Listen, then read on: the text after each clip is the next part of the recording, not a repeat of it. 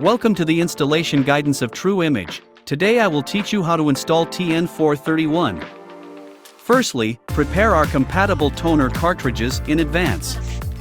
Then open the front gate and take out the original toner cartridge.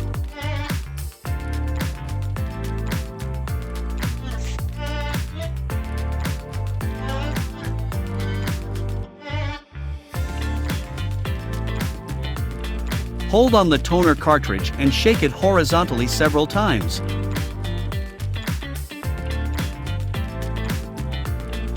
Put the toner cartridges into the printer toner slot in order of color.